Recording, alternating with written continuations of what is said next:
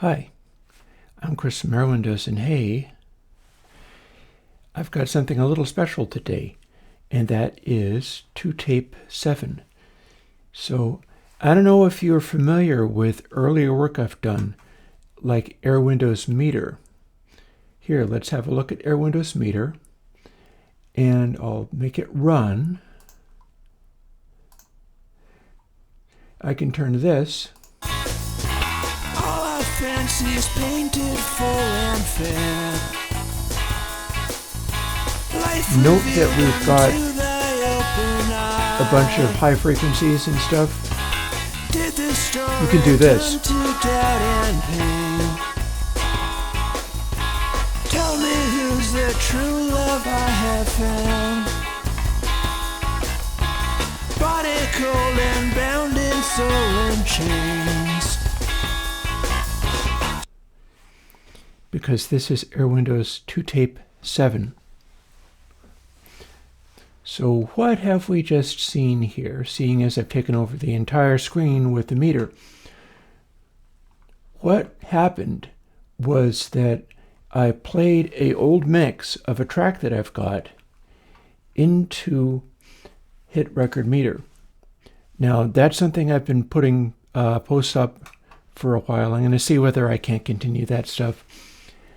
And Meter is able to measure things like slew ratio, which we see here. Not ratio, slew energy. And in so doing, it is showing you that this particular track that I've got here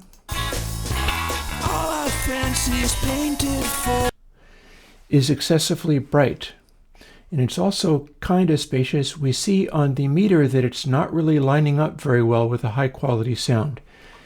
It's going too bright when energy shows up in blue on this meter. It is a better sound in general. It's better balanced without changing this mix at all. I can do this. All our fancies painted full and fair. And all I have to do is turn on ToTape7. Did the story turn to doubt and pain? And the next thing you know, we have a much more high performance audio output because of the things that ToTape7 does. So having showed that, and I wanted to fire up the meter for the purpose of demonstrating some of the stuff that you can do. Again, this is without a remix. This is just running it to the virtual tape. I can bounce over to a very different track and a different section. And here's what it sounds like when we have this set of controls and a different track.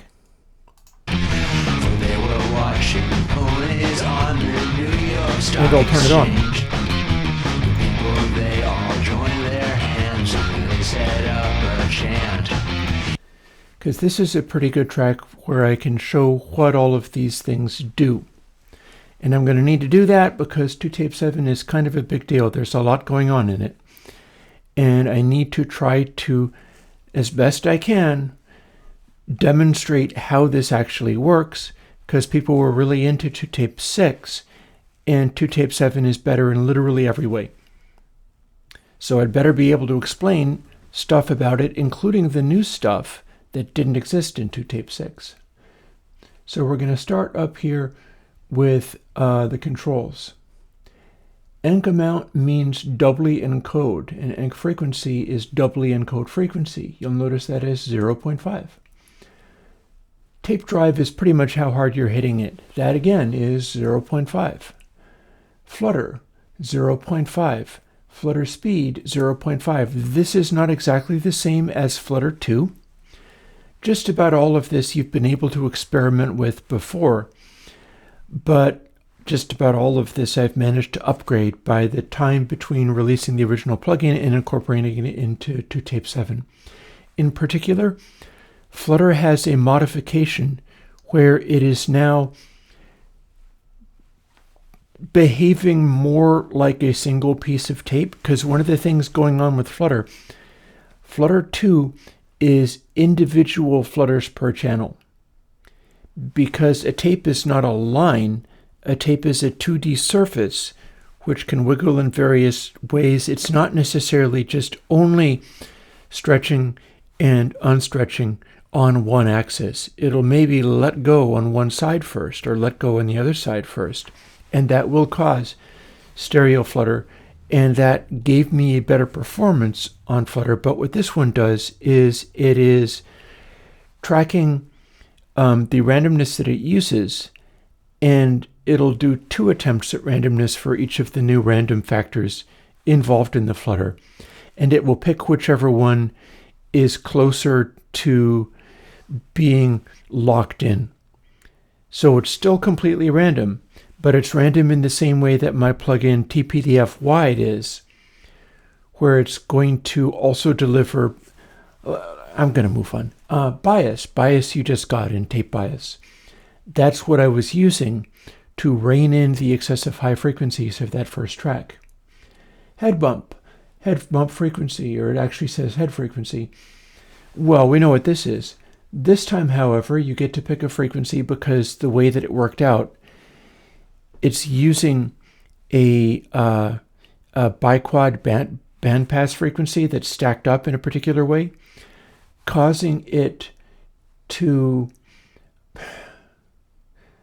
I'm going to move on. I will show you all of these things to the best of my ability.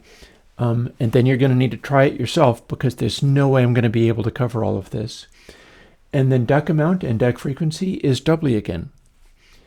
So what does this do? Well, first of all, tape drive.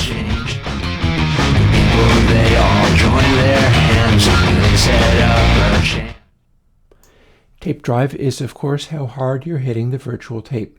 0.5 is unity gain, essentially. It's pretty close to unity gain.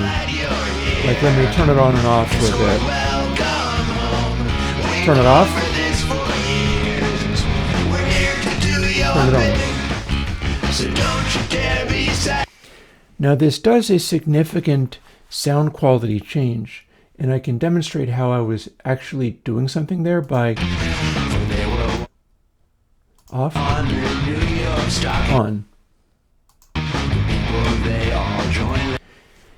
I've got it set up so it doesn't do wild changes to the sound at neutral. You're supposed to be able to run this so that if you turn it on and use it with everything set to 0.5, other than the head frequency, and even that is going to be pretty safe to keep at around 0, around middle, you should be able to apply this to just about anything and not have it go too crazy. One of the things that I did to cause that to happen was set up an extra high pass so that the head bump wouldn't go too crazy out of control. And I dialed it in using recordings of a real Studer tape machine so that I could stack it up and compare it to reference files of a real Studer tape machine that was stacked up and duplicated over and over to dial in some of that stuff with regards to not having the head bump go too crazy. That said, here's something else you can do. They were watching ponies on the New York Stock Exchange. They all joined their hands and they set up a chant. And Discord oozed right through the screen. We can crank up the head bump like mad. When we do that, we are also dialing back that high pass that it uses to keep everything normal. 0.5 is maximum normal for head bump if you don't want lots of crazy boosting. That's going to step on things like extreme sub bass. It's dialed in so that you can stack it up. You can run it into multiple instances of ToTape7 and still have it act normal. But if you're running like subsonics, like if you're a D&B producer in London and you're running subsonics, you don't necessarily want to have ToTape stomp all over your sub-lows, and that it will actually do set to 0.5. So here's what happens. If you're doing this, They were watching ponies on the New York Stock. and you turn the head bump down to nothing, now you're no longer applying head bump. In fact, you're not even running the circuitry of it, the digital circuitry of it. But you're also not running that high pass. So turn it down to 0 to get full digital bass, but everything else is normal. Everything else is engaged. You still get the overdrive. Like, They were watching ponies on the New York Stock Exchange. but you're not getting the head bump emulation. As you bring it in, that high pass that keeps it from going crazy, and you just heard it pop very faintly when I did that, maxes out at 0.5, where you hear a not ridiculous head bump, and then you can dial in the frequency of it, but it's going to be a fairly subtle effect. Then as you start boosting more, that head bump gets more and more exaggerated, and the high pass starts going away.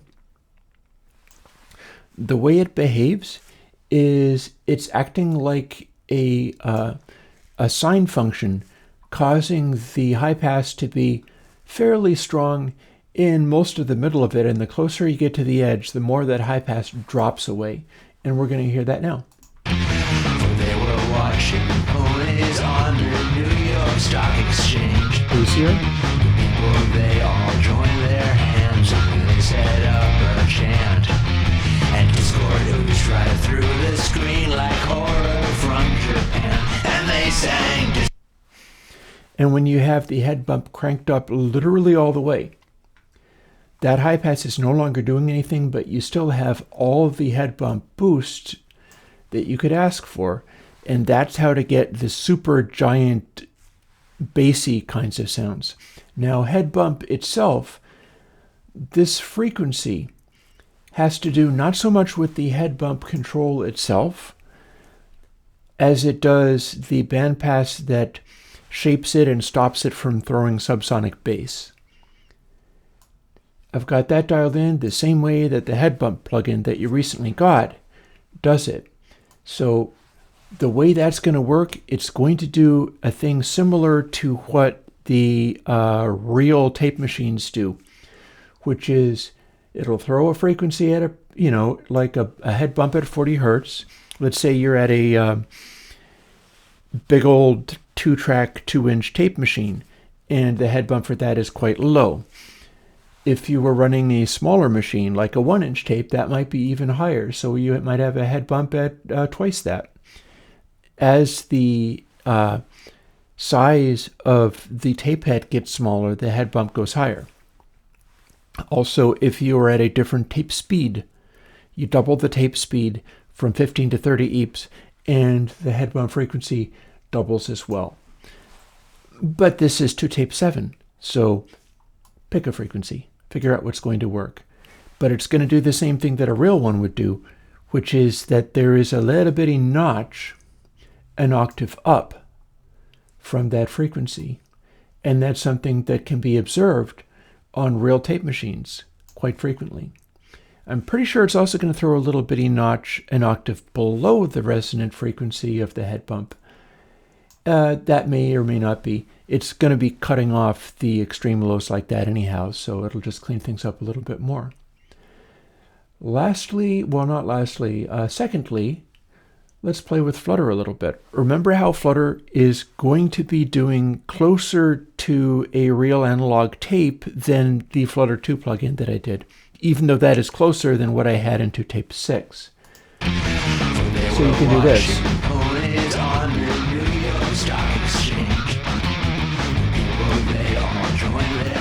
So you can put a really exaggerated flutter in there. I don't have a test tone available to run this through, so do that yourself if you're interested. But what I can do is play with the flutter speed.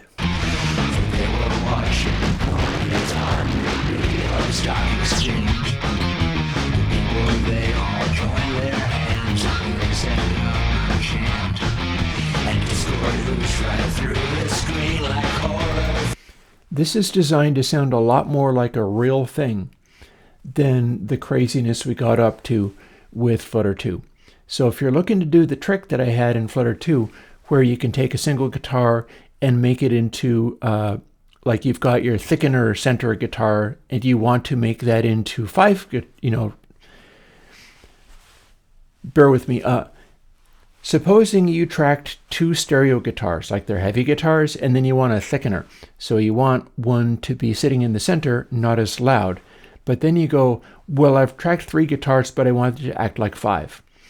What you do in Flutter 2 is drop flutter speed down really far, crank the intensity up quite a bit, and use the dry wet that Flutter 2 has to simulate 2 off-pitch guitars, hard left and hard right, and then the center one is what you get with your dry sound. And then you'll have the impression of sort of subtly 5 guitars from 3. And that might save time for if you're doing that kind of thing. Well, this doesn't do that because this is actually meant to be a realistic kind of sound. They were watching ponies on. As such, if you have it set to 0.5, it's acting pretty realistic. You might fool with the speed. It's going to be kind of subtle. If you turn it to below 0.5, it's going to be so subtle that it's barely anything. If you turn it to 0, They were watching ponies on the news. it's gone. In fact, you're not even running the circuitry, the digital circuitry of it any longer. It's bypassing everything.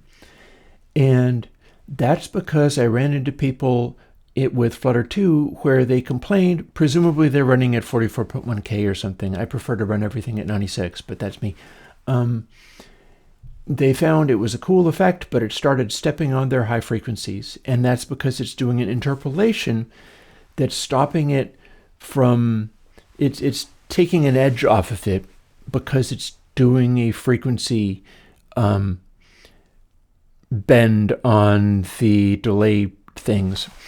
It's doing a delay thing, which is causing the flutter to happen.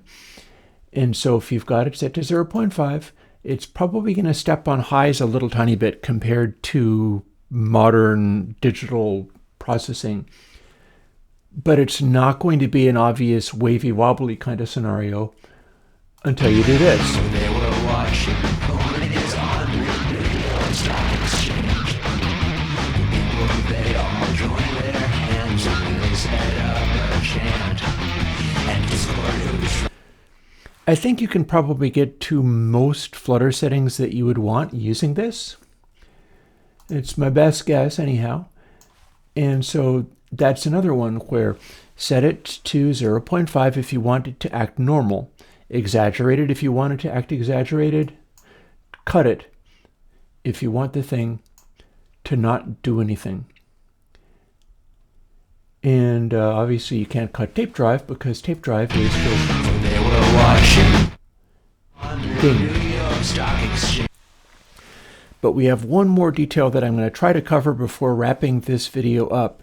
I have a thing to show you at the end of the video too. My Console X explorations are continuing to move, but I haven't talked about Dubly. So let's talk about Dubly. I've taken them, well actually I've put everything to normal. Let's put everything to normal and then we're going to talk about Dubly.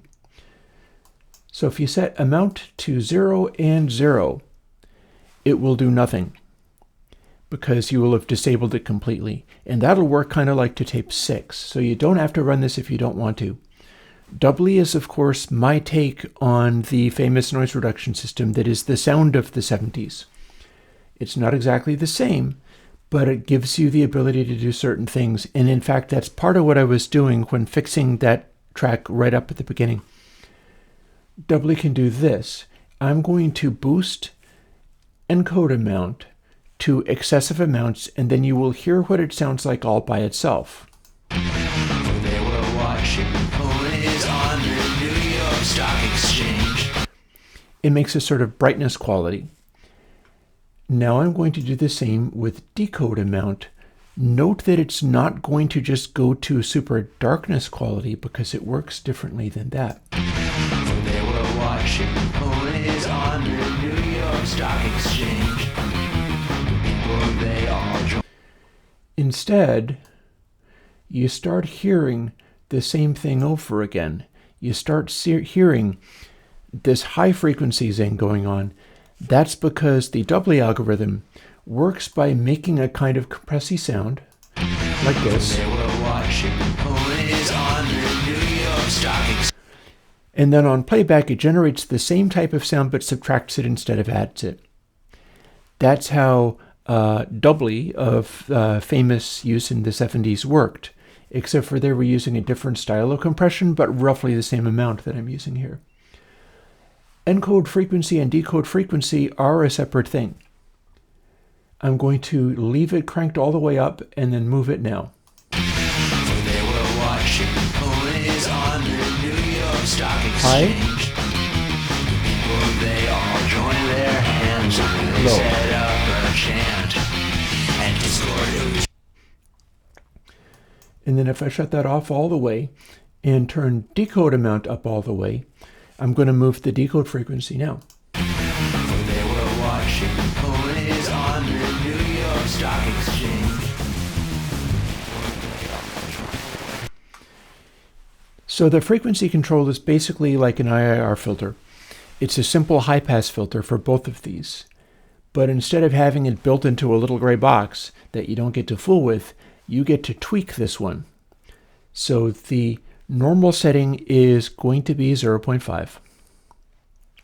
But when you start manipulating this, when you start doing stuff with it, weird things happen. Like you just heard full decode, and then if I do this, Watching ponies on the New York Stock Exchange. People, they all joined their hands and they set up a chant. what we get is the frequency running full out and using all of the audio to do its tonal manipulation with. And then I brought it up to a little past 0.5, meaning it's doing sort of full add and full subtract. And I can do the same thing with the, here's frequency for encode, all the way down to 0, meaning it's going to try to do its compression and decompression thing on the entire full range. They were watching ponies on the New York Stock Exchange. People, they all joined their hands. So the way that works is we are doing that high frequency compression thing into the tape saturation. Like here, we'll push tape drive. They were watching ponies on the New York Stock Exchange. Then we're distorting. Then we're doing the same filtering and the same compressy type effect. This is actually not compression so much as it is the plugin U-Law. If you know, you know. Old school Airwindows fans know the importance of U-Law, and in fact you have it to play with, but you're probably not going to get it to work like this without a little effort. So again, if we set this to 0.5 and 0.5, we have fairly reasonable amounts of tonal shaping going on where it's acting like a noise reduction, even though the virtual tape doesn't have any noise to reduce. But it does that sound. It'll get that sound. But here's where things get interesting. There's always been ways of doing use of, let's call it Dubly, to manipulate the tone.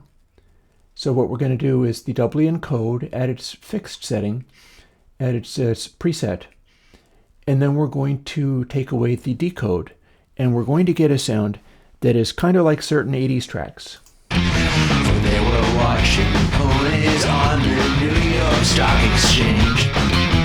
People, they all.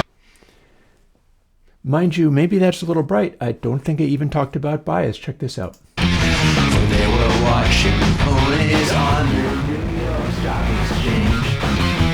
People, they all joined their hands. We can squish those high frequencies independent of what Dubly is doing. Adding over bias will cause the high frequencies to squish more. Adding under bias They were watching ponies on the New York Stock Exchange. Will cause things to get a little bit crackly and harsh. So there you have that. But since this is not actually a real hardware device, the famous gray boxes of 1970s and late 60s noise reduction, we can do this. They were watching ponies on the New York Stock Exchange. The people, they all joined their hands. We can bring in a little bit of the decode to taste. And then we're playing with that same sound, but we're getting kind of a house sound and tailoring every individual noise reduction circuit to the needs of whatever it is that we're working on. And that gives a distinct sound for how it sort of squishes and unsquishes. Plus, we can also do the frequency, and here's what the frequency is going to do. Remember, we've got this various stuff going on. We've got some Flutter. We've got some tape drive. We've got a head bump. We can boost the head bump a little bit more. We've got all this going on. We're decoding a little bit less than the encode. The encode is pretty close to normal. What happens when we move the frequencies against each other?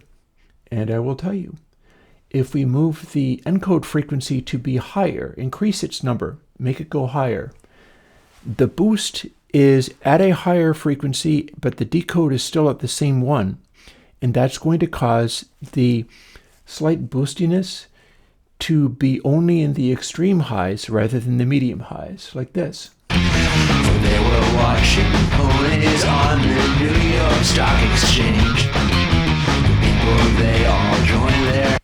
So that's a little sparkle on the extreme top end. Then, if we did the opposite, what is going to happen is we still have that slight overboostiness of the doubly, and the amounts are balanced the way we want them. But then if we lower encode frequency, that slight compress equality that needs to be added and then subtracted hits at a lower frequency, meaning we have a boosted compress equality that's coming in the mid-range where the doubly frequencies differ.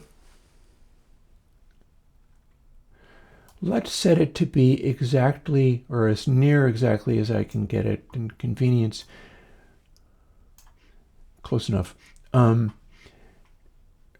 and decode amount are now the same. Now what I'm going to do, and let's dial the boostiness, we'll drive it a little less hard. This should also work for all the things that people do as far as doing special equalization to tape to get bigger sounds. But what we're going to do now is lower the doubly encode frequency while leaving everything else the same as what it currently is. And that is going to cause the mid-range to become more compressy and interesting. They were watching ponies on the New York Stock Exchange. The people, they all joined their hands and they set up a chant. And Discord. I grant you all this is a lot. There's a lot here. But hopefully I've run you through some of the possibilities. And I'll tell you what, at this point, like I said last week, I'm going to go and take a couple of weeks off, not do live streams. I have a bunch of cool plugins coming, but we're going to wait for a couple of weeks. And I'll get back to you after September has begun. Because, yeah, there's so much happening that sometimes I have to step back and breathe for a moment. Hopefully that's going to go well. But I hope you enjoy ToTape7. I feel like this is more and a little bit better than the last version of ToTape that I did. In particular, this does way better at sounding and acting like a real tape machine than any one that I've done before. It also lets you defuse any of the parts of it that you might not like. For instance, if you don't like the slight darkening effect of Flutter at, say, 44.1K, well, you don't have to deal with it. You can have that operating, well, I mean, you could probably oversample it too, but you can switch it off. You can switch all the bits of it off to the point where it should run very CPU efficiently if, here, we've still got this visible, doubly off, Flutter off, bias can be literally 0. If bias is literally at 0.5, it's off too. And Dubly Decode off, head bump off. This is now the same ToTape algorithm that's very similar to previous ones. And you could put this on every track and not drag the processing down too hardcore, especially since using heavily multi-tracked stuff, head bump's likely to be quite a high frequency anyhow, and you wouldn't really want to be dealing with that. It's probably not going to act in a way where if it was on every track, not every track acts like a Studer 2-track 2-inch tape machine. But there's one further thing that it does. Encode frequency also relates to the fundamental ToTape algorithm in a way that's similar to the interactions with soften in earlier versions of ToTape.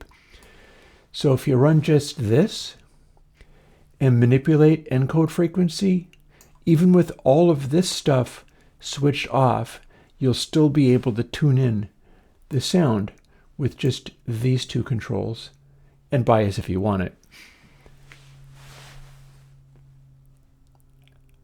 I'll talk to you in a couple of weeks. I'll be back in September, and we're going to start putting out a bunch of interesting plugins. I am probably going to test out and make sure that the new Cans plugin works well, because I have something coming up for headphone users that hopefully is going to be a really big deal. And maybe the biggest deal of all is that I'm going to be moving forward with Console X. So let me close out with a little bit of a preview of the assembly of the control surface that I have bought from a company called Yaletex. And they're in the process of building it.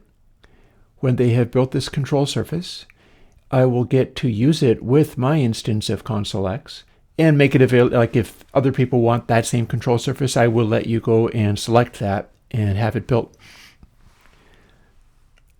But I'm going to also be needing to do an elaborate GUI system for Console X for people who do not have a control surface.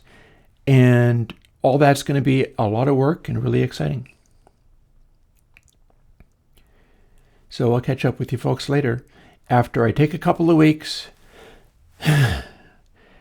rest a little bit, and then we will have a fall and winter of the most outlandish stuff that you could possibly imagine.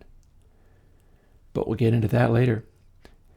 For now, I hope you like ToTape7, and bye-bye.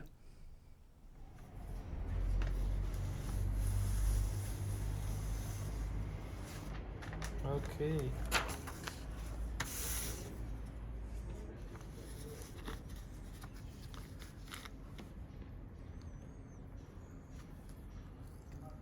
Está bueno, ¿eh? Sí. 4 joysticks, todos los faders, high pass, low pass, sense, some thresholds. Beautiful.